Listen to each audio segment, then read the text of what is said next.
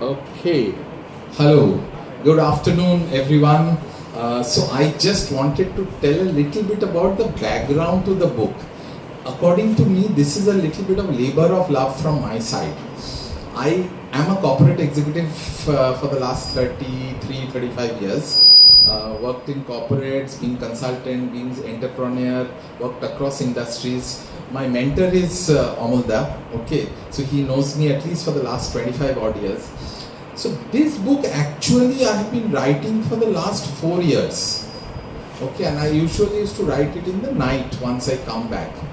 It's only the last 6 months that I was able to do closure, 6 or 8 months, where I did closure, number of edits, and again helped by my editor, publisher, and there were quite a few of my people who have not yet come in here but who have helped me. There were a few people who helped me. Because one of my biggest problems is that we are not used to writing, so that thing of getting the right things is not easy. But essentially, of course, my book is content driven, and the difference of this book with any other book you will see is there are very few books on what is called understanding of culture. So I think this is one of them. Second is there are no theories at all. I have tried to make it very experiential and very based on my personal learnings and best practices, and what it says is it helps in decoding workplace culture. Decoding means demystifying. I've used the word decoding because in the modern world you have to use words like coding, and based on that, are we able to connect the dots? मतलब क्यों होते हैं? Why is this happening? Can I connect the dots? So this is a simple thing, nothing beyond that. And thank you, Amal, for agreeing to be here. And now it is all yours.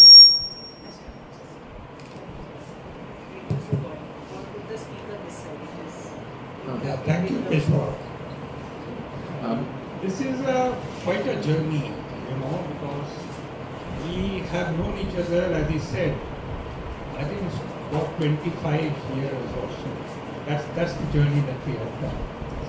And in that I have seen the transformation happening in terms of the way in which Peshwa has modeled himself, the learnings he has shared, the type of work which he has been doing in terms of organizations that he has formed over a period of time, and distributing that knowledge to the people who are the seekers, both in the industry as well as the people who are there in the academic sphere. What we have now as culture, the way in which he has picked it up and has transformed it into a book, recording his own experiences throughout. This is not textbook.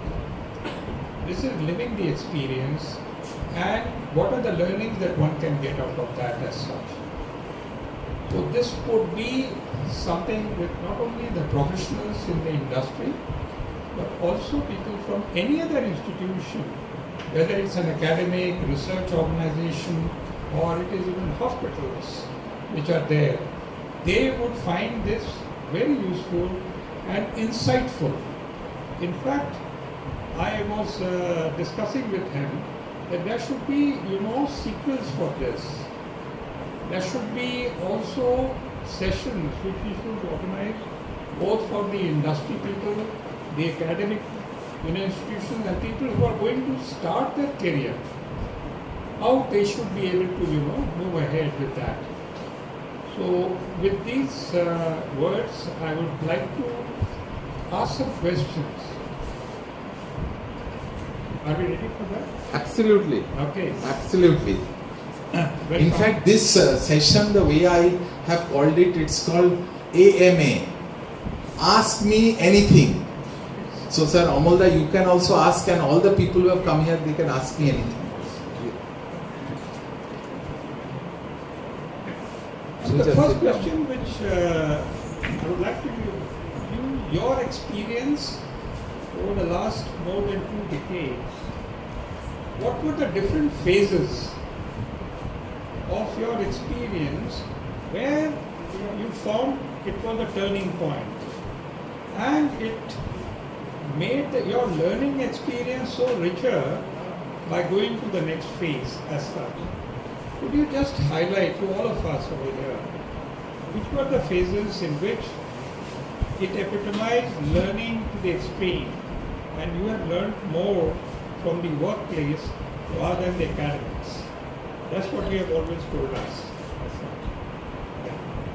Okay, so lots I can talk, but let me quickly try to answer it. The first thing is that I have been blessed to be in India in one of the best educational institutions that the nation can offer, possibly in the world. So therefore, first thing is that the expectation from educational institution, Amal, is not to have a workplace learning. Educational institutions are supposed to build a base for you such that you become a strong, resilient adult. Workplace learning has to happen from workplace. So that's the first thing. Coming to inflection points in my 34 year career, if you look at it, my career can be broken up into three parts, like it is in the book. The first 40-50% has been in what is called multinationals. Procter, Reckitt, Pepsi, ICI. Here the learning is always about systems, processes, very high integrity, documentation, brand building, people building. Very clear. So anyone who wants to learn these should work in good quality MNCs. And if you see my chapters from 1 to 8, it actually says that. The second part of my learning has been in industries like telecom, which are essentially very new industries. They were not there in the world before. So telecom is nothing but an agglomeration of FMCG, consumer durables, and many other industries. So there, the benchmark of culture had to be set. And typically in India, if you look at it, all the senior people like me and my bosses were recruited, most of them were ex-FMCG. So FMCG culture got implanted into telecom. The addition of telecom is that in telecom, in FMCG, if you think something, you had 1 month to get it out to the market, sales plan. In telecom, you have to get it out in 2 days. So in terms of speed is what telecom. So that's my second phase. Yeah. The third phase, I think one mic is better. We have used one mic. Yeah. So this is the second phase of my career. Third phase, and that is also I have written in this book. Third phase of my career is really very large Indian conglomerates with a unique DNA, and that is nothing but Reliance Retail, Reliance, and our chairman, Mr. Mukesh Ambani. And there is a lot written about Reliance on this. So there, really what I learned in Reliance is how to move from being a manager to that of being an owner, founder, entrepreneur. That's really the Reliance DNA. That's number one. Number two is it is very, by the way, very driven by results and performance. That's what Reliance is. Very take the ownership in. Of course, a little long working hours, but that's a different discussion we'll do. So this is the third part, and how to really create industries which are very large, out of nowhere, getting the skills from wherever and really implement it in India. And there is nothing called no word in Reliance. So if you ask me, these are the three early parts of my career. Fourth part of my career has been when I have been an entrepreneur. So that is another thing where I have been an entrepreneur. I have worked a little bit in education institution like IIT Bombay. And if you see, this book is essentially nothing but my personal learnings, how I have gone through the journey, documented in a manner. So I think a lot of people in India and emerging markets will find something out of it. Of course, nowhere have I left it very instructional. What I have done is I have given what I have gained from it, but maybe someone else will look at the same problem solution in a different way. So these are largely my four, if you may call, inflection points or of my career journey, which translates into culture. Yeah, I think you traced it well. My question, maybe which still remains, is what is the common stream of all the pivots that you have covered as such, which will hold in good stead the people who are there in the professional world.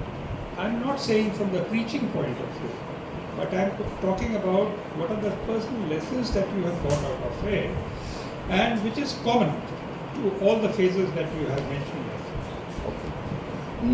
So this is the next phase of the question. According to me, my personal understanding has been that though the industries change, countries change, organizations change, even continents change. I have worked in India, I have worked in Africa, I have worked a little bit in Middle East. According to me, the strains remain very much the same. Now, I want to give a little bit of nothing to do with the company, but more of India as a nation. I'm trying to become a little bit of a politician here, or rather leader, not a business leader, but a national leader.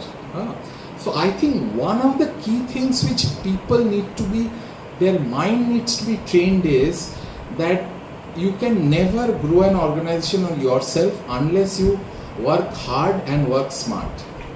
So there is no this thing to it. That is one. Second is, as you are working hard and working smart, you must get some what is called expertise in you. So that is again important for either entrepreneurs or even for corporate people.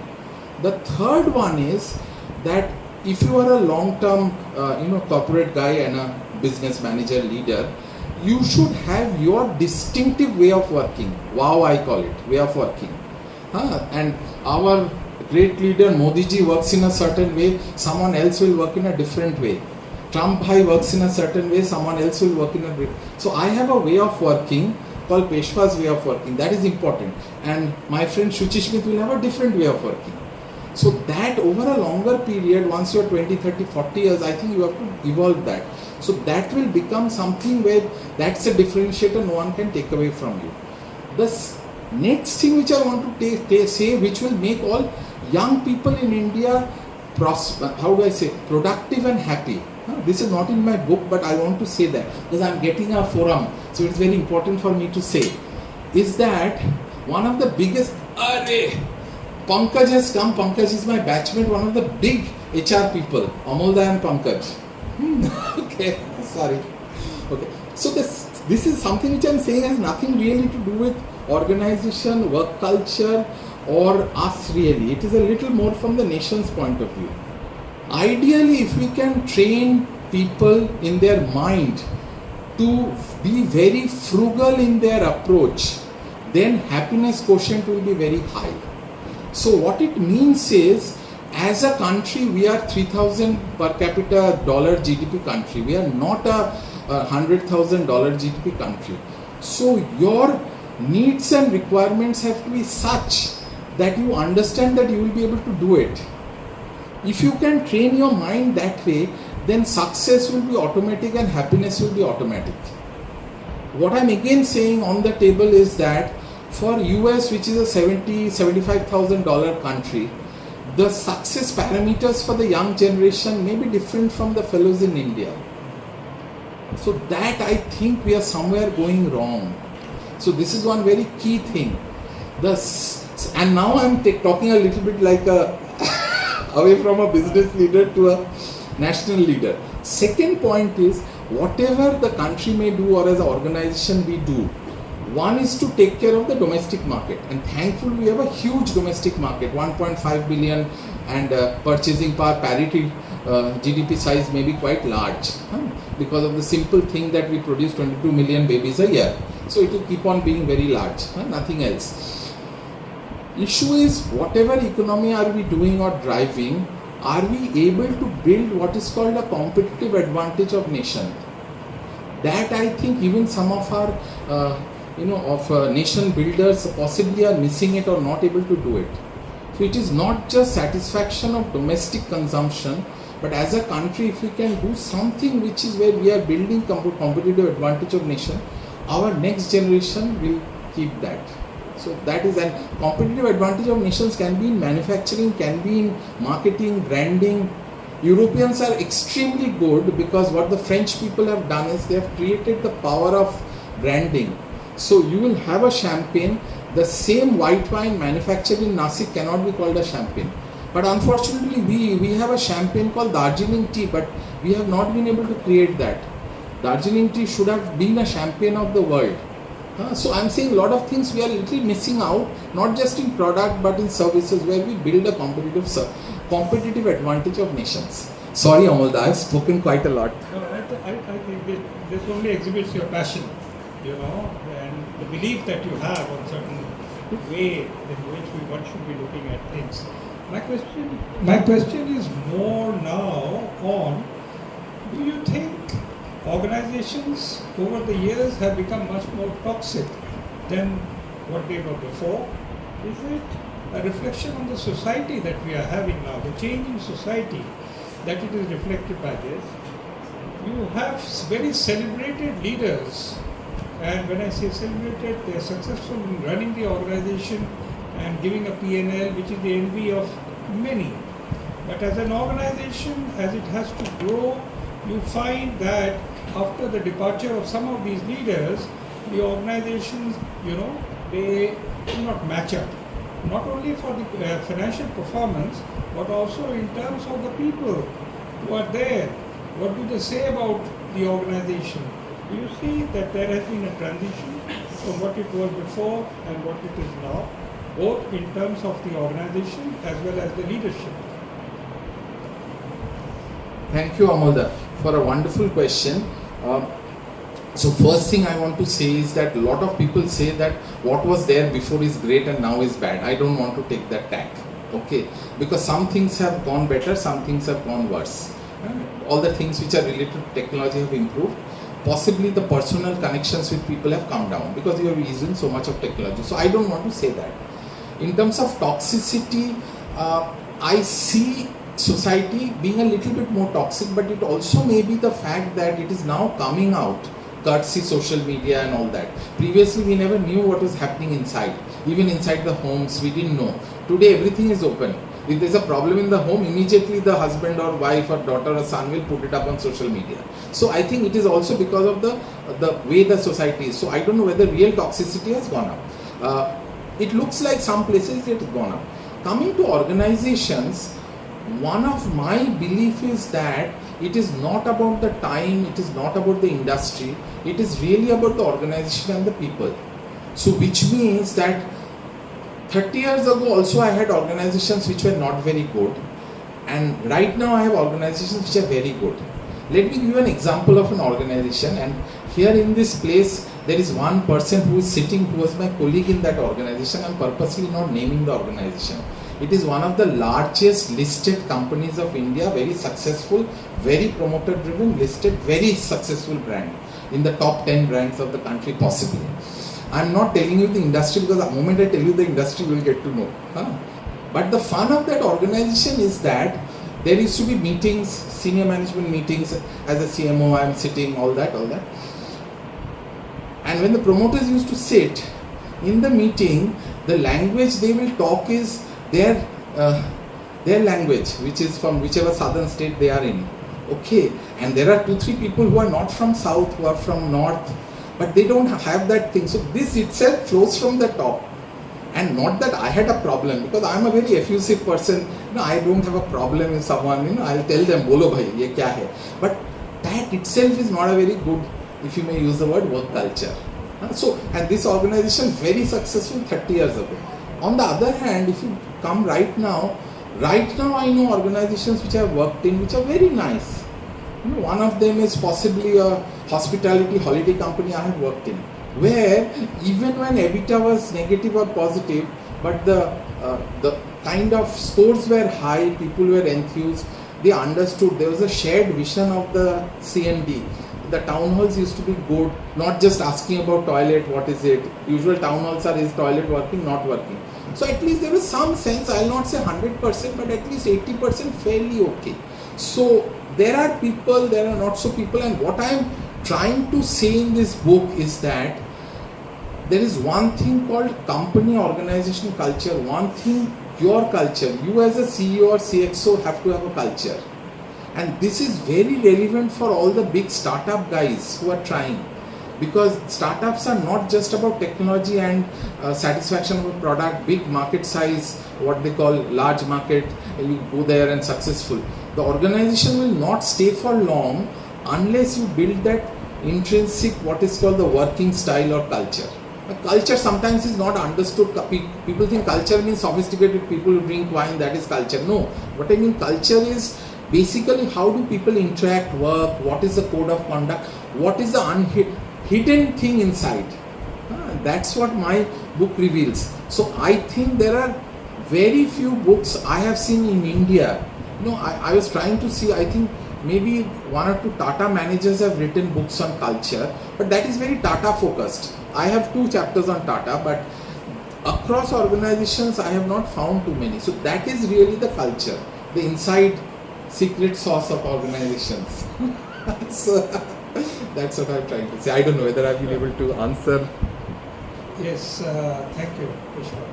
My other question is that being in the search industry, we were mandated by some of the Indian business houses years back, and I had difficulty in getting people from the multinational organizations because they said the culture is different.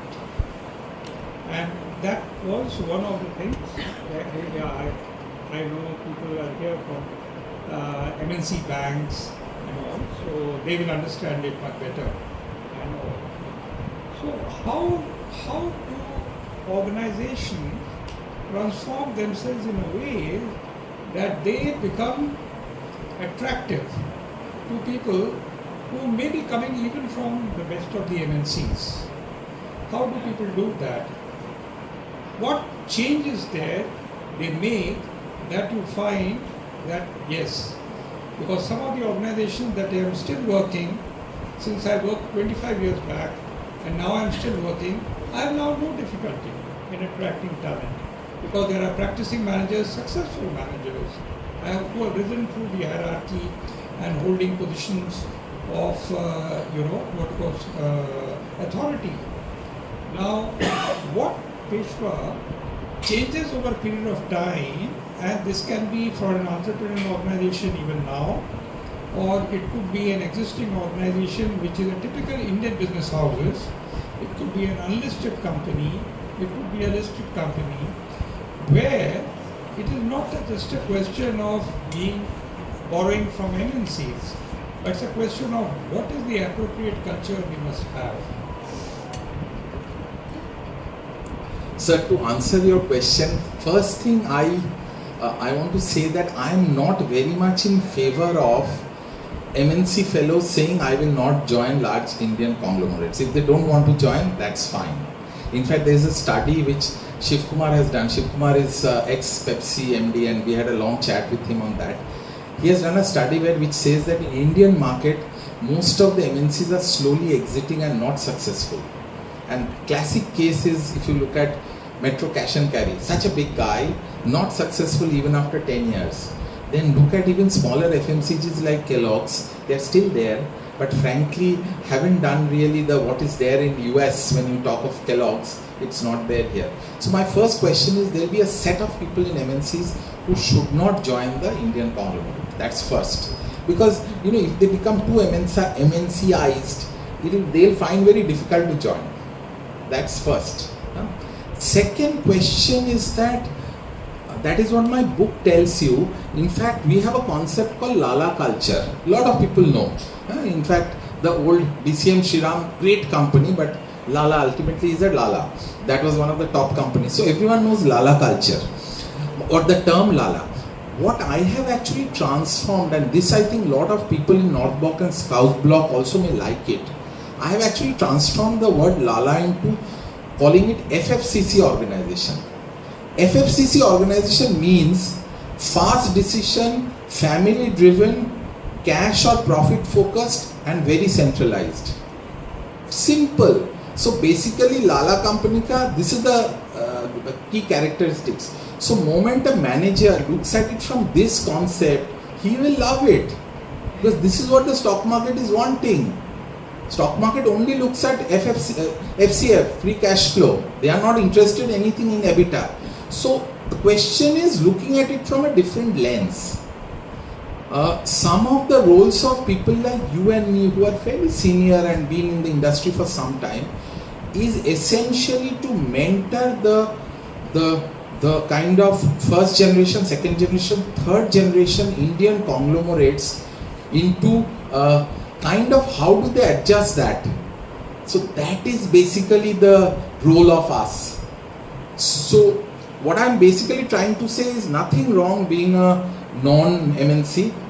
In India, non-MNCs possibly will get more success because of the complex nature of the thing. As managers, our role is to get the best of MNC attributes and non-MNC attributes. The top people in the non-MNCs may need to be mentored by people like you and me. How do they ensure that they become a little, how do I say, I'll call it MNC friendly, if I may use the word. Or so I think largely, and this chapter very clearly demonstrates that. So when some of you read this book, chapter 23, Indian FFC cohort, and I think our present political dispensation will also really like it, because like the typical way, I have not tried to run down the Indian companies and say great gaga about MNCs, because I have worked 50% in MNC, 50% Indian companies. So I hope I have been able to answer your question. Just to add also to what you have said is the transition has. Should we allow questions from them right now or later on? So after this. After this, just give some time. Yeah. We'll have full questions from the audience. Yes. What you also find now is that it is the Indian companies which are the Indian business houses and all, and as we have pointed out, the second and third generations, they are quite aware in terms of the practices which are followed, and those are global practices, and they don't want to waste, within inverted commas, a lot of time in doing the transition. So they do it pretty fast. I think so. That's what it is. So it is today in a very different order altogether. It is not a question of how to attract talent, but to attract the right talent for the business. That's what it is. One of my questions, maybe after that we will put it over. How does, in an organization, the family support is essential for a person to not only, for the well-being, but also of the growth of the person in an organization? Sometimes because one has observed that toxicity in an organization is also because the balance is not there as far as the family and the work that the person is doing. You have worked with teams, small, large, as such. How do you, because these are points are definitely going to come in the way in which you work. How do you see that people are able to balance this out so that those words which are there, which is not a question of affecting the performance, but in the person's disposition towards their colleagues as such. How does one tackle that? Let me understand this question, Amal, that this is about family of the managers. That's what you are saying. Yes. Not the family of the owners. That's a different one. I understand. So I have a very clear thought on this, and I don't know whether I've been able to communicate to some of my network and friends. At least the younger people, I keep on saying, I keep on taking mentorship coaching sessions with young people, both in the education institution as well as corporate. So one thing I have asked them is that, what do you think is the most important decision in your life?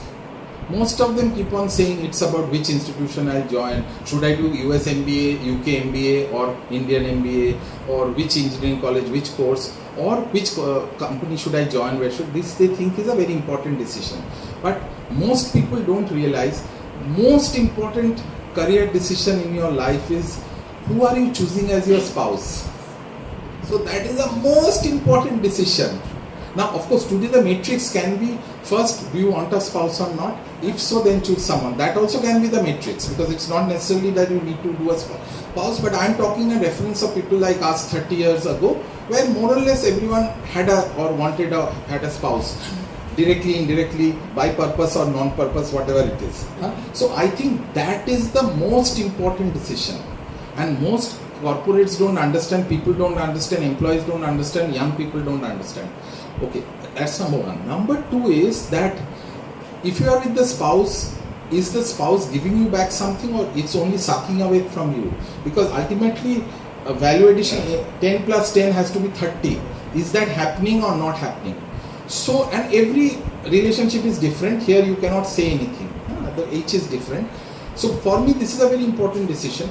Second question of yours to say that is the family tensions affecting corporate behavior? So if they are there, let's say from night 9 to morning 9 o'clock in the home, and then is that affecting?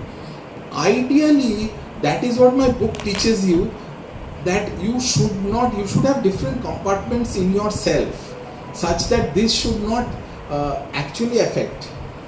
But it's very difficult to say whether it affects or not.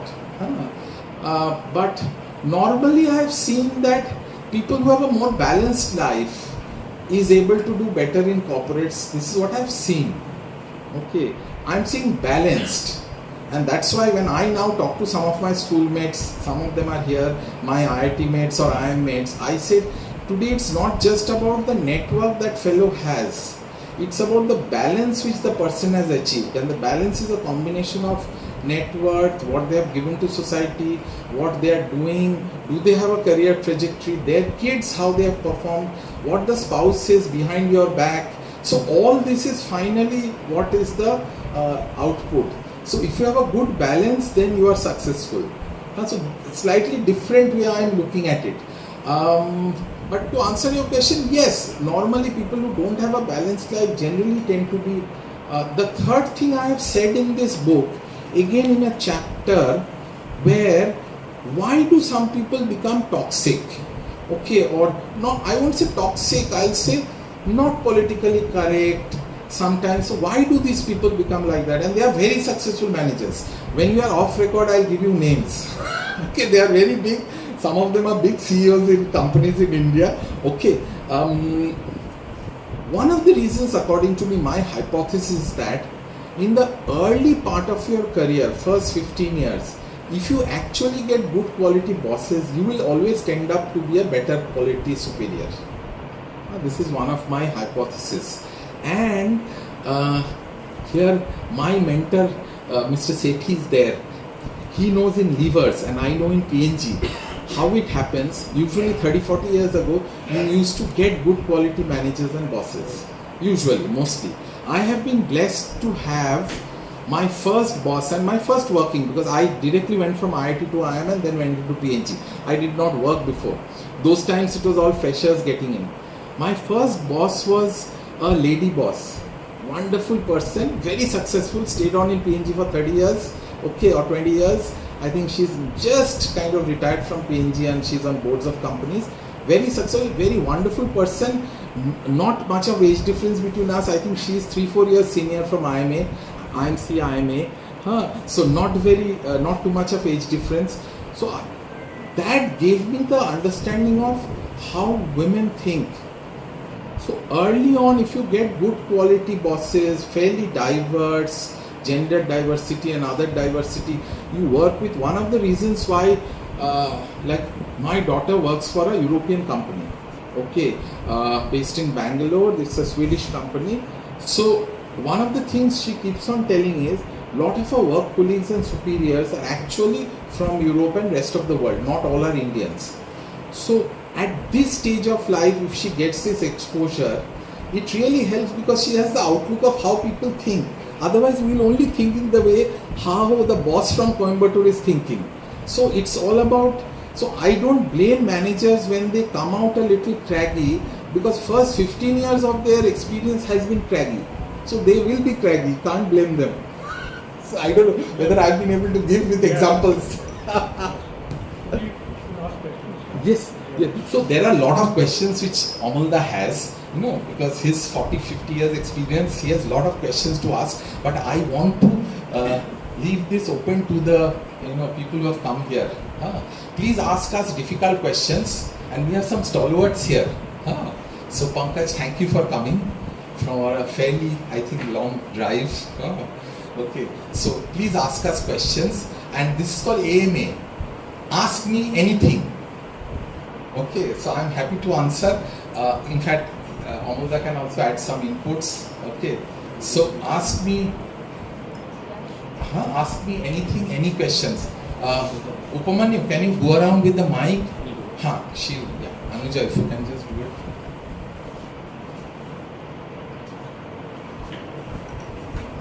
Dada, first of all, I congratulate you on a new journey. My name is Mansoor Ali. I am an ex-colleague, almost 25 years back, who has worked closely with Dada in the consumer durable industry. We are talking about work culture. I was just referring my mobile, and in short, has just posted something on work culture. So my They must have understood my book yeah, is important. So it's a coincidence. There is someone who has posted, an employee, saying that Indian managers are shit. I am literally crying post-employee on notice period. He's saying, an employee posted on social media, Indian managers are shit. I am asking to adjust my ELS to reduce 60-day notice period to 30 days. They won't agree. I am frustrated. I am literally crying. The employee also accused the company of giving extra work as a condition to reduce notice period. Someone said, just leave, not worth 30 years. One said, while another said, toxic culture. Good, you are leaving. So your views on that? no, views on work culture on his particular case. Work culture. Okay. This is the kind of conditions are being put up by many companies. So what do you say on this situation? Okay. Thank you, Mansoor Bhai, for asking a wonderful question, relevant, topical. I will not answer the question about that particular case, but I'll give an example of what is to be done. Yeah. I think Indian employees generally are very hardworking. Okay, they are very hardworking. In fact, internationally, if you travel and go and work, you will see they recruit Indian companies employees because they are hardworking. Smart and hardworking, of course. So I don't think there is any problem in that. One of the issues of Indian employees is that they don't have the diversity of able to see the lens from all sides. Okay, so this person, the example you have given, I don't want to get into that, but he is looking at his problem 30 days, 60 days. Let me tell you, in India today, if you are an MBBS doctor, there are only 1,25,000 MBBS doctor. After that, 25,000 can become MD. And this MBBS is a 4-year course. After you do MBBS, you will get a job in a government sector if you are in India. At Maharashtra gives a salary of 40,000, Calcutta, Bengal gives a salary of 25,000. You have to work 2 years to 4 years continuously, possibly 24/7, with a lot of stress. The stress level is so high that you have to take decisions whether this fellow will live or die. So when you are being next to the operating table, what is to be done, duodenal, duodenum, what is to be done. So that is the stress they live with. And you know how complicated the so-called hospital government systems are. Sorry, I don't want to say on record. But it's very complicated. So employees also have to understand this demand-supply thing. Where they are, they have to compare themselves with others and then say that I am this culture I want. And sorry to say, most of the white-collar employees, as this so-called AI is coming, AI is nothing but automation. It's nothing AI. It's a term which has been invented, but it's essentially automation. Lot of these jobs will go away. So we are in a problem because we produce 22 million babies. 1.5 million going up, 22 million per capita will never go up unless the denominator can be reduced. That's a big problem. No one is talking of it. And no business will talk of it because bigger the size, better for businesses, especially consumer businesses. So businesses will not talk of it. So you understand what I'm trying to say. So if the employee is smart, he or she will look at perspective, then get into a fight. This is not to say that don't fight. I like fighters. I like people who have a strong this thing. But perspective you have understood, no? Okay. Thank you, Mansoor Bhai. More questions. The lady, you had questions, no? So, No. Actually, he has kind of covered my question and you have answered it. Yeah. Actually, it was one of the questions sir asked, which was, and you answered for it. Take it on. I think you answered for it. You said you have a way of working, you have your own culture, and the organization has its own culture. What if they meet at one point, it's good. What if they don't meet? So That was your question. Yeah. What if they don't meet? There are two ways to it. Either you change yourself little bit and do it, but what I'm not sure if it's covered in this book. It is covered in the book, but let me tell you. What is the power you have, or what is the things that you can do to make a change so that both take two steps? Sure. Can I? Hello. Yeah, okay. It's a good question. I think insightful question. Question on top of the question. Okay. So I like it because I am not Trump. So I like it. Trump होने से बोलेगा जाओ. But good question. There are few people who are kind of my colleagues. As in, colleagues may not be necessarily at the same hay level, but they have worked with me for long enough to know how I work. Yeah. So two things. One is, at a certain hay level, all the HR people here know what is a hay level. At a certain level, you cannot change the organization. Yeah. Hello. You cannot change the organization. You have to align with the organization or people's way of working. Above a certain hay level, you can change the organization, and if you don't change the organization, you are doing disservice to your CTC. So these are the two things. So at some levels you can change, some levels you can't change. The second thing is about my personal style of working. At least for the last 20 years that I have worked, out of my 33 years, I have never changed. Never. Okay, but the way of articulating this is very important. You cannot go to your board and say, I think this is the way or highway. Wrong. You have to bring to them that this way of working creates economic surplus and long-term sustainability. So presently, if the PE of the company is 40, your long-term PE will become 80. Immediately their eyes will pop up. So it's about explaining the value out of this way of working. That is one. Third is, most people, when they work together in a company, are able to make out when I or Shuchishmit or anyone gives a point of view, is he or she saying it because it's his way, or is it actually the right thing to do for the company or the industry? They make out. And there are a lot of people who suffer from this NIH syndrome. NIH syndrome means not invented here syndrome. मतलब हम बोला तो ठीक है, तुम बोला तो ठीक नहीं है. And that's called NIH syndrome. So they can make out. See, normal employees are not unsmart. So as a manager, even a senior manager, even a CEO says it, they can make out whether it is authentic. So therefore, one of the key traits of CEOs today, and Amal recruits lots of chairmen, CEOs, board members, that's his job, is authenticity. So today you cannot be a CEO, and this is also true for founders. It's very true for startup founders. You cannot say that, no, I stay in office, I don't party, but at night you are going out in party. People will get to know. So it's always better to present the right, authentic viewpoint. More questions, please. Anuja.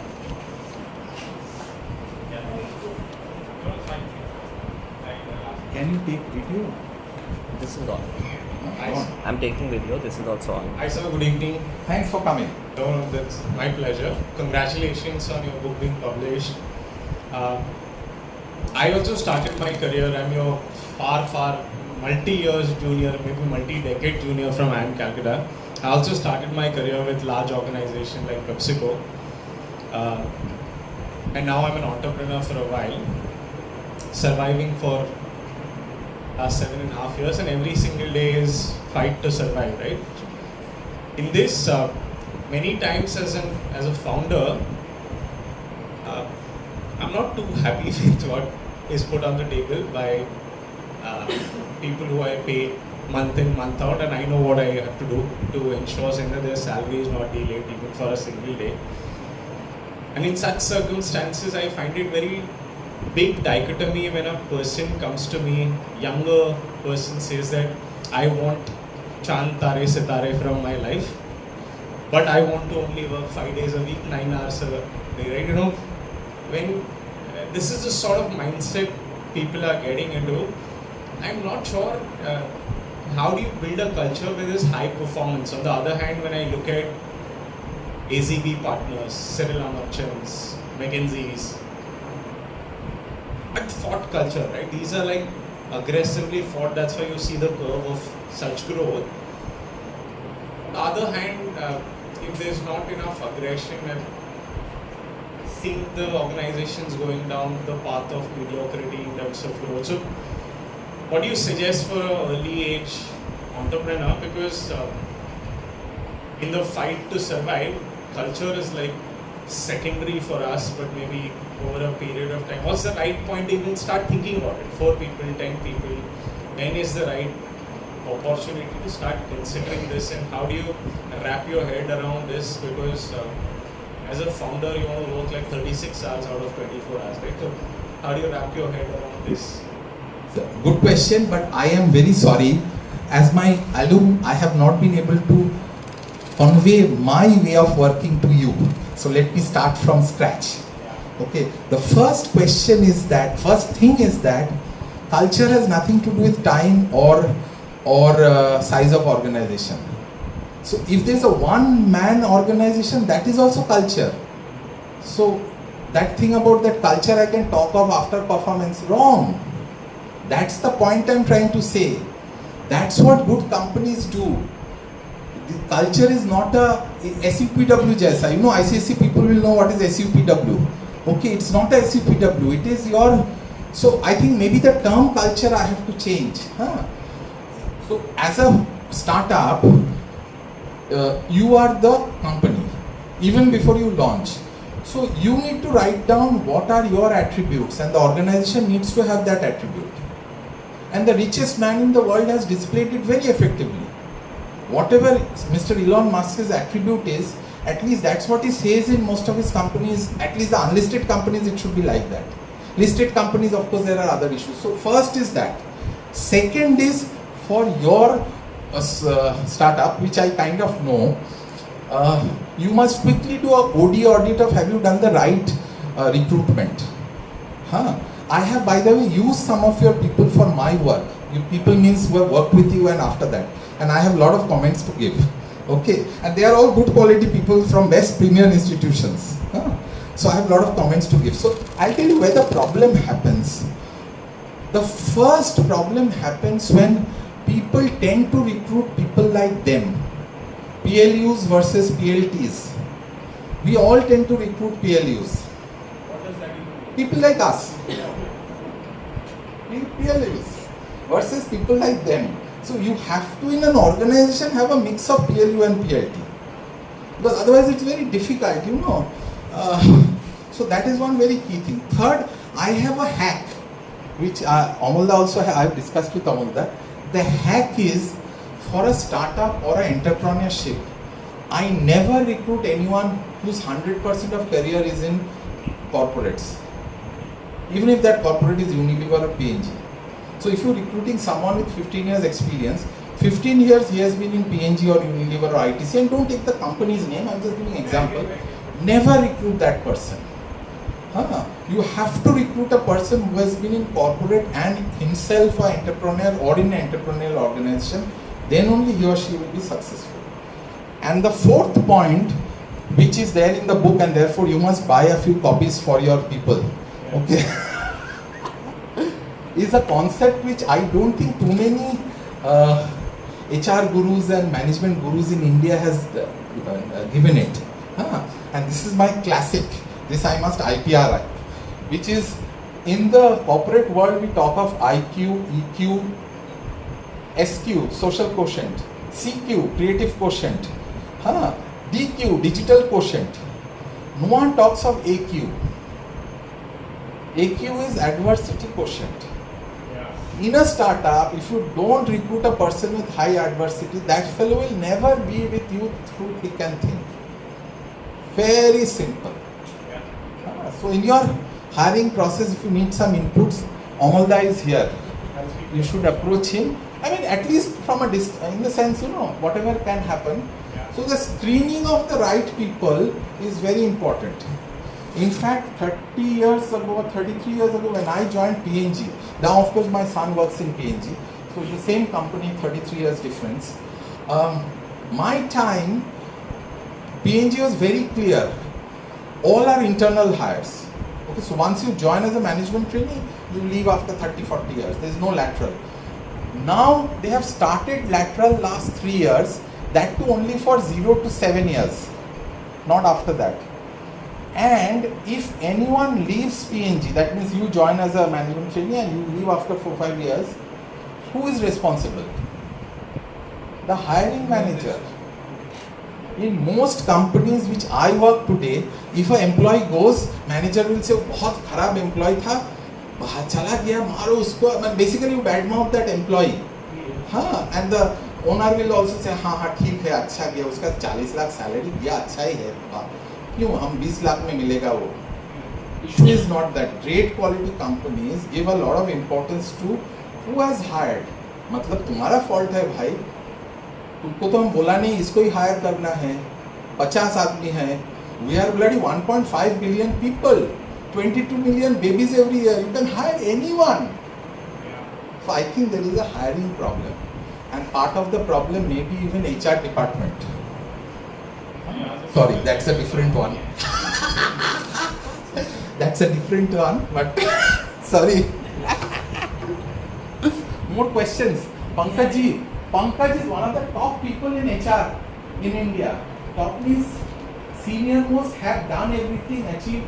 Now he has gone in the area of enlightenment. Yes, Shuparna, please. Thank you for taking this question. I've had the fortune to already have read the book. So a very important question from where I come. I have a mixed background. Worked in large companies, worked in small companies, predominantly Indian companies. And one of the things that I really wanted to understand is, does the culture of an organization vary drastically in two things? One is the type of industry or sector that it operates in, and to what extent is the impact. The second thing that I wanted to understand is, does it also depend on which market they are operating in? To give you an example, a company maybe in the IT sector operating in India versus a company that is only catering to US, UK clients but still operating out of India. Do these two factors have an impact, and to what extent on the culture? And as a person who probably would be looking at opportunities, how does one really look at what is the persona that you carry yourself, and then how do you fit into it? Because the idea is not to walk into a company and tell them what you're doing everything wrong. The idea is to figure what they're doing right and imbibe those values in oneself. Good question. Mabunda, I'll first answer, then you can give. What I would like to is, I would like Pankaj to come in also. Yes. To respond to Yes, the please. questions that are there. Yes, yes. I've been waiting for Pankaj to speak on it. Pankaj is my alum and batchmate. So Pankaj, you would like to respond to this question first, then I'll respond. इधर आओ, इधर आओ. अरे इधर नहीं, उधर तुम खड़ा नहीं हो सकते, इधर आओ.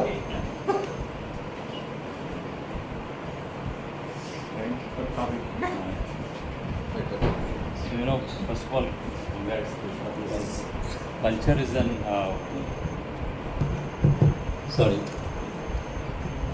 culture is a word which is understood very, very differently.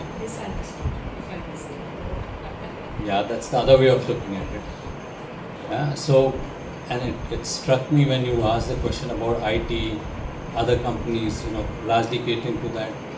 Because very often when people talk about enculturization for different regions and different areas, they're practically talking about the practices and behaviors and being sensitive to some of those aspects. In my bias and experience, when you talk about culture, to me fundamentally, and you had raised an important aspect of entrepreneurs, and Peshwa made a very right point about culture is even what the founder brings in, right? When they talk of founder's mentality, whatever, essentially when a company starts, the culture is the values of the founder. So in any organization, in my experience and bias, it starts with what the founder brings. In a small group of people, it is very easy to get replicated because they start and they experience the behavior. And then as the organization begins to grow, if that culture is not coded and not converted into a life way of being, it begins to change. You'll find pockets of culture in large organizations. It is not one uniform culture. So, to me, at the heart of it, honestly, and Peshwa made a great point about authenticity, openness and trust, which lead to authenticity, is at the heart of any organization that does well. That's my personal bias. It doesn't matter which industry you're in, because if that does not exist, then you can keep trying doing lots of other things, but at the end of the day, there will be no trust, and then there will be some game playing at some level here. To answer your specific question, your first question is about, does culture vary over various things? So if you see my first 10 chapters, and which you have already read, and you have been kind of part of it because I have kind of brainstormed with you, the so-called working of a company varies with industry. So FMCG versus a CDIT versus a retail versus a enterprise B2B iron and steel will be different. It's not the company, the industry way of working is different. So that's number one. It will differ with point of origin, MNC versus non-MNC. Even within the same company, we had 4 branches. I'm talking 30 years of concept was branches, north, east, south, west, each branch. The branch culture will be different. So the Chennai branch and Calcutta branch and Bombay branch will be different. So that's the clear thing, it is different. Issue is that, according to me, sometimes culture you cannot even codify. It's the unwritten part. But for managers or workers or employees or staff or founders, how do you understand and therefore adapt? That's the thing. Oftentimes understanding doesn't happen. Same company culture varies with change of management, change of ownership. So the same brands were under Balsara and then Dabur, but very different when you are under Balsara, Dabur. And I have done the integration myself, so I know. But I'm saying essentially it will also vary with continent. So to give you an example, when I was the group CMO and deemed CEO for a large telecom company in Africa, why I was a CEO? Because the CEO left for 1 year, so chairman, I was reporting to chairman and doing the work. So like deemed CMO. There I had people who are Europeans, local Africans, Arabic, means from Middle East, lot of Indians. All of them are in the company, but each of them work differently. So as a CEO, like a master orchestra fellow, I have to get the best out of each. So if you don't know that, you cannot get the best out of it. To answer your last question about, suppose you are moving or wanting to move, what should you do? A simple answer is, what should you look at? Yeah, that's what should you look at? Simple answer is, I have 2 fantastic videos on my YouTube channel. One is called 5 hacks a middle manager should look at to choose their company, attributes, and another video on 5 attributes which the senior manager should look at to choose their company. Please go through that video. Next question, please. Rocky Dada. Vinodji. Yes, please. Shalini. Yes. I don't think I have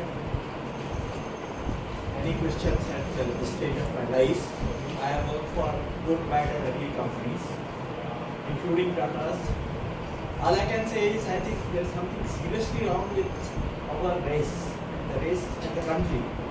We don't speak what we mean and we don't mean what we speak. And I think that is not right from childhood.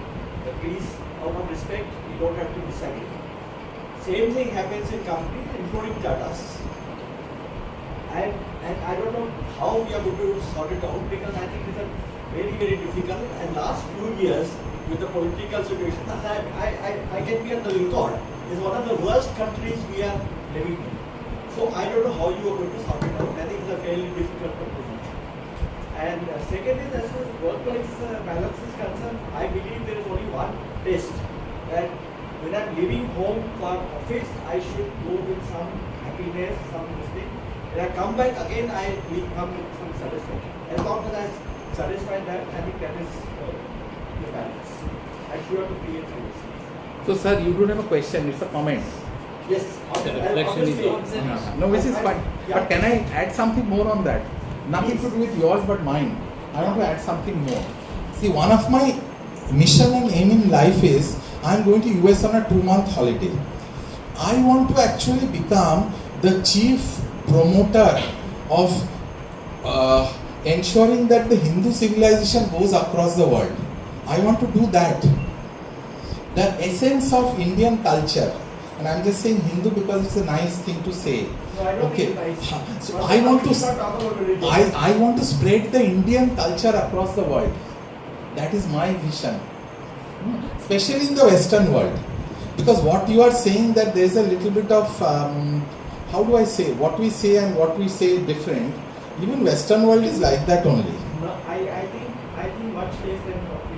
Okay. East India Company took us over, right? What are you doing? Vinod is a very senior guy. So I'm just saying, even the Western world is very, how do I use the word? I don't want to use a word like duplicity because it's a very strong word. But essentially what you say and what you do is different. In fact, they are better because Anglo-Saxons are great marketers. You know, that is where marketing started from. So they are very good in it. But my aim is to actually become the proselytizer for Indian culture across the world. How is that aim? What do you say? Sir? If you need any help, just give me a shot. You are always there, no? You are my partner. I have a question. Yes, please. Shalini had a question. Sorry, sir. Yes, sir. It's okay. Ladies first. I forgot to please So I had, Firstly, of course, congratulations, and this is a fantastic discussion. We would want more of this. So I have had the privilege of working with organizations which have been, which are Indian organizations which have become multinationals, like Bharti Airtel, which is today an MNC, but it didn't start as an, or it didn't begin its work as an MNC. So there are great nuggets that I've picked up from that organization. So in that sense, I say that yes, I have worked in an MNC and a lot of Indian companies and Lala companies and and all kinds of organizations. My fundamental question is that, as I pointed out, that the word culture is very loosely understood, and it has probably not been cascaded the way downwards from the CEO to the MD to the chairman right till the person. And I've been from a marketing and a communication person, has always aided the HR person in helping them cascade it further in all the organizations that I've worked in.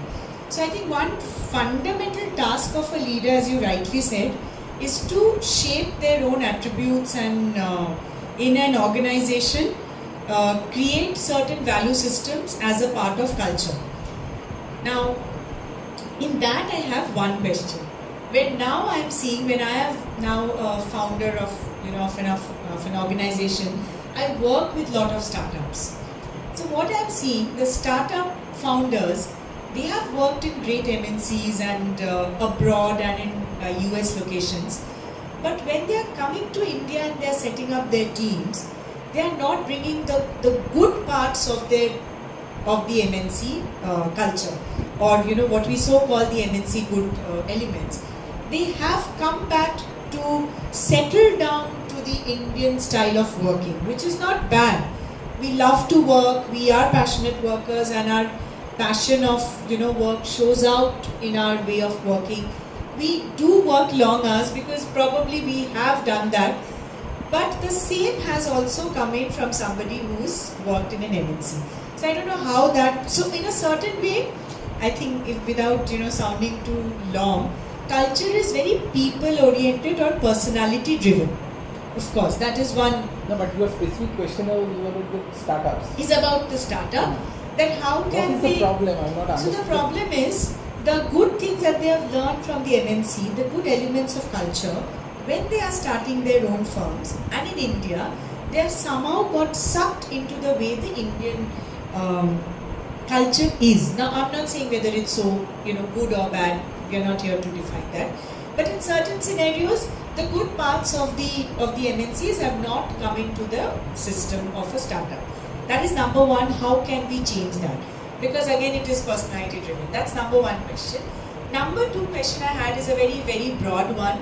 In today's work from home scenarios, where I, for myself, I am not hiring from, big institutes. I'm hiring from people who are freshers, who are directly getting the culture that I am ingraining them into. So they are not getting it, they are not even going to a work office scenario. So how do we create a culture in that? So that's my second question. I don't know if I... So you two are senior HR people. First you should answer, then I will answer. Two questions she has. One is those fellows who come from US. Yeah, why Their can't they bring US them culture, they are getting all the elements rugby Indian culture or way of working. And second question is these are our own company. I would definitely like to answer that question, but it's your observation that not what is good. Another little louder, please. Yeah, it's not on. Your observation, Shalini, that the MNC culture, the good part of it, is not being put into practice in Indian startups, wherever there are as such. More often than not, we found that it is personality driven. Yeah. I'll give you two, examples of that. An example of which is not the type of organization that you are talking about. It's a startup, and it's a startup which myself and Peshwa, both of us we have worked in that startup. There, it is founded by people who are all IITians. And one of them has been a dropout from IIT, because in the third year he came out. He said, I don't require an IIT degree for this as such. And the culture there was, since I was recruiting for them, they said that, I asked the secretary, that these are some of the people from the campus. They need to be finally interviewed by the founder. And when I say the founder means, there are 4 founders. Out of that, one is responsible for induction of talent. So he said, yes, it's fixed. It's tomorrow at 10 o'clock. That's what it is. So it's fine as such. But the secretary could see that it has not registered in my mind that 10 o'clock is not 10 a.m., it is 10 p.m. Okay? So she said, sir, I meant 10 p.m. So, you see, when you're working with startup, there are a lot of surprises, so this did not surprise me. And when I went to the campus and I told them that this is what it is, it's one of the IIMs and all that, they loved it. They said, my God, this is what we like. We have a founder who says that, you see, wastage of time is sleeping. Why do you sleep? You shouldn't be sleeping. You take the moral out of that to say that you should always be thinking, working. Yeah. That's what it is. This is one example of an Indian startup. And that culture has permeated down the line where some of the people whom I have worked, who are the business head in that organization, they were ready for any interaction at any point in time because they understood that people have their priorities, they are available only at certain times. So it is we may be a recruiting person as such. We have to adhere to the people who are going to come inside the organization. That's an Indian organization. The second is a multinational organization and they wanted to set up the office. And they were clear. So what they did was they drafted the entire employee policies which were there and they did not make any correction save the name of the country changed, the place where they were, this in Mumbai, that changed. The person who came and started this startup, and he borrowed fully from his previous organization. There he found that when we work with Indian organizations, you have different legislations which govern you. Whether it is people's side as such, on the, what you call, whether it is ESI, whether it is Provident Fund, whether it is certain reporting that you have to do as such. So they changed that entire. So they did modify as such. If your question is, what is it that they took from them? First thing that they did was, the town hall part of it became a very serious exercise for them. If anything that you are mentioning, it is recorded and you have to redress that. The person to whom you report, they are the person who will be redressing. So I have examples where both of them, I don't have an extreme example where a person has not adopted some of the best practices and has gone regardless of that as such. You would like to add something? Okay, let me add something. Okay, so the first question of yours that these fellows came from US or wherever and set up startups. So my two comments are there. Find out who they are. Most of them have been kicked out, did not get a H1B visa, that's why they have come back. Let me give you my comment. Okay. Second comment is that most of them are tech coolies there. They work in some Houston, some idiotic place as a tech coolie. So they don't carry the baggage or the flag of independence or neither US culture. They are actually, as they say, na ghar ka na ghat ka. Got it? So don't have any expectation from them that they know what is US culture. They don't even know California culture, they don't even know New York culture, they don't even know Texas culture. So that is a fact. Okay, now of course, I'm not getting into specific. So if you have expectation that they will bring Western culture, no. Second answer is very simple. I have most of my batchmates who are settled in US for last 30 years, 40 years, okay. So we meet, we come here, I take him for, let's say, social, Powai social, or whatever place here. So once we met on 24th of December with spouses, 10 of us. And I don't know, was Mr. Gupta there? No, you were not there. Okay. So 10 of us, 10, 12 people, we met for lunch without alcohol at a place called Masala Bay, Taj Lands End. Very high profile because the person who came was very high profile and we will all meet and all. So when we didn't have alcohol and we had only snacks non-veg, as in we didn't go for full course or whatever. The bill came to 90,000 rupees, which converted is $1,000. Now some of these people are saying, US people settled for 40 years, all are deca multi-billionaires, but for them they can't believe that in India $1,000 is the cost. So some of these fellows, what has happened is, they have gone to US 40 years ago, they think samosa is 1 rupee, they will think today also samosa is 1 rupee. So actually India is a more expensive place. So most of these people don't understand. So when I mean culture, it is not about sophistication, it's about understanding the place well. Most of them don't. In fact, US food is cheaper. $1.5 you will get a Costco, whatever pizza and a Coke. $1.5 is 100 rupees. Here also you don't get.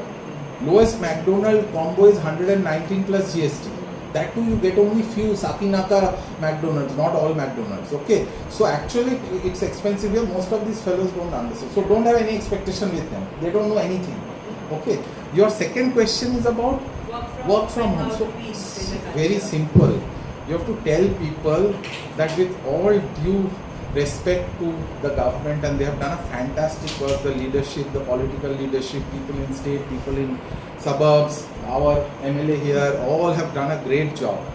But there has been no job employment generation in this country last 10, 15, 20 years, okay? And if any other country, people would have reacted, but we are very patient lot. You know, someone was saying that in US, they are looking at Trump for 2 years. He will not get an extension beyond 2 years in midterm unless they are able to turn it around. He will fail. These are my friends from California, fairly well-known people. They are saying, India we give 10, 20 years. So what I am trying to explain is that these bachchas should be told very clearly. There are no jobs. I have friends here who are IS officers for last 20, 30 years. Okay, government is not creating any government jobs. The only jobs which are getting created are the gig economy, Uber driver, Swiggy driver, or whatever, Swiggy delivery boy. So the young people have to understand that if you are actually providing them with a great workplace, if they don't understand it, then they will be nowhere. They will have aspiration of buying a Rolex I use a Seiko. Seiko is poor man's watch. Okay, I don't buy a Rolex because I know how to keep my aspiration down, wealth high. Aspiration down, wealth high. Most of these young people don't know how to do that. Their aspiration is high, wealth is zero. So they will go, they will disappear. Got it? So you as a founder, you don't need to do anything. Just explain the data. Everything is done. How do you like it? Very judgmental. Huh? Huh? I said very judgmental. Yeah, but that's why my seniority. Yeah. Please, sir, add in. But one thing is that this next question is the last question. So whoever one question and then we are in. I have a right of first. Yes, yes. We will. After this, we have. I just want to give two examples. You know, when we talk about the culture part of it as such, fortunate enough to work with 3 ex-chairmen and vice-chairmen of Hindustan Lever, now Unilever. First example is I worked with Dr. Ranjan Banerjee, ex-vice-chairman and director personnel of then Hindustan Lever. There was a request by 2 management trainees that they wanted to meet him in Bagway Reclamation. That's where their office was. So he said fine, because the way in which they work is management trainees, they have access to the chairman. All communications can go directly to it. That's the culture of the organization. So first he met, and these 2 persons met and said there are 3 more who are there, who are from marketing and who are there in Mumbai. So can they also come? I said fine. If it's a common thing that you want to discuss, that's all right. So they made an appointment and then they met. They said that we come to the office before the office opens and we leave much after the office closes, the official time. I said, why do you do that? He said, we come in the morning to have breakfast because they are all, you know, in the dormitories. They have been given, you know, bichamari as we call it. And what we do is, we have a dinner, early dinner, and then go on. Sir, we are just saying this because we get a stipend of 800 rupees per month. So that's the way they communicated. And that's the reason why we have longer hours. And obviously, when we are there, we work. It is not as if you do that. Now, look at the response of the organization. Their response was very clear as such, that this is symptomatic of that you are not aligned to the industry in terms of your remuneration. They picked it up from there. So they immediately did a survey and everything, and the salaries they went up. That is the culture that they have. The other culture is, there was a phone call of a management trainee who was in Dhulia, near Nasik, to the office of the vice chairman and director personnel that he would like to talk to him. He said, fine. So the call was arranged, and he said, sir, I start for the distributor at 6 in the morning. I have to catch a bus so that I can be with the distributor around 8:30. And if I get late, I have to put up in some lodge or some hotel. That's how it is. And this has been going on. My food habits and all, everything has changed. And my family, it means I'm not married, but my father and mother, both of them, they are very worried. They say, Maki, look, how can you continue like this? She said, what do you want? He said, can you post me in the head office or a tier 1 city? Can you please do that as such? I said, so Dr. Banerjee, he said, can I talk to your father? So a call was arranged. Those were not the mobile days, so you have to book a call, and then that's how it is. So the father came on the line. He said, Naki, your son obviously has a problem, which he has told us about. Now, what is it? Well, his mother is very worried. He's not having proper food. How can he work? See, please, that's the problem which we have. He said, I can assure you, I'll tell you the name a little later, that his position next or posting may be either in Digboy or Chirapunji. It will not be in a metro city at all.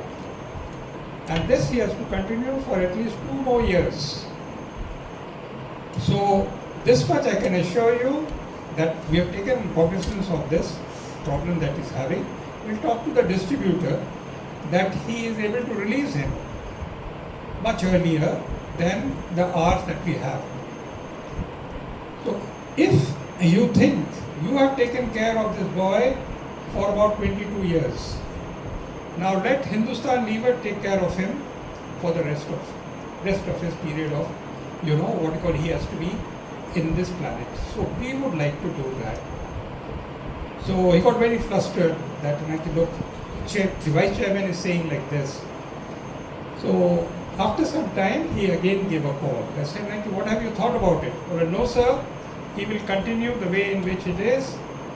You can please tell him that also. That you have discussed with me and the family. I think he deserves to be there, and I'm sure you will take care of him. So that person that you have is an IIT Kharagpur person is Mr. Gopal Krishna. Okay. Our alum. Yeah. So this is the culture of the organization, where they say this is the way in which you move. We have done it so many times. But again, the first example, they are willing to change that. So I think that's what we will be. Absolutely. Thank you, sir. Your last question, and then we'll call Rajesh ji for a small announcement. I have 2 questions in fact. Okay. First one is, Peshwa, do you think culture is static or dynamic? Does it change over time, or is it defined with a set of principles and canons which do not deviate over time? Okay.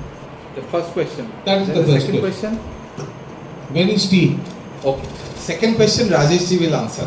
Okay. First question, let me tell you. Though you have bought the book, you have not clearly read it. Okay, sorry. So first thing is. Peshwa, how long have you known me? 50 years. 50 years. Yeah. So I know. So in fact, the word culture or the way of working is never static. Never static. With time and with place. Okay. So let me give you a very classic example. I joined PNG in 1991. Upamanyu joined same PNG in 2021. 30 years difference or whatever. 2022. Same company, PNG India, Bombay, same kind of role. I joined as management trainee. He has joined as senior brand manager. But more or less same role. Same company. Some things are constant, some things are different. That's what really through this book I'm wanting to explain to people. That some parts will remain same, some parts will. Most of the people don't even know that there is something like this way of working. So the first 1 or 2 years goes into understanding it, then reacting, adapting to it. So that's one. Second is, I was in a company where I used to work Monday to Friday or Monday to Thursday in Chennai, and then I used to work Thursday, Friday, Saturday, Sunday in Bombay, go back. I've done it for 6 years, kind of. And I used to travel with my own money, not company's money. So I used to sit in this office, that office. Just the office itself is different way of working. So Chennai branch office and Bombay branch office, Chennai head office will be different. So what I'm trying to explain to you is not static at all. The second thing is, according to me, culture is not codified. So what I have said in this book is not available in any document in the company or even any LinkedIn post of people, because this is so abstruse and controversial that no one will write about it. Only very, very senior people who don't mind talking their mind can write about it. Moment the people who are aligned to the so-called forces, they will never write about it. So completely dynamic. That's the first. Second question of yours, Rajesh ji, please make your announcement. Okay, the books are available for sale. It's a special price for today. Then 500 rupees for the book. every console the signed copy is taken from here. You can take a signed copy from here, find it for book, and snacks will be served in 2 minutes. You are free. Thank you. Thank you. So I will have a vote of thanks to the people who are here and all of you. And let's have an informal get together also. I am happy to answer any questions, but all of you have to get the book, and you can get it signed or not signed, but at least you have to get the book from Rajesh. Thank you. You marketing guy. Huh. All of us. Madam, please come. My spouse, come. You take a picture, then we'll have it you. You are taking?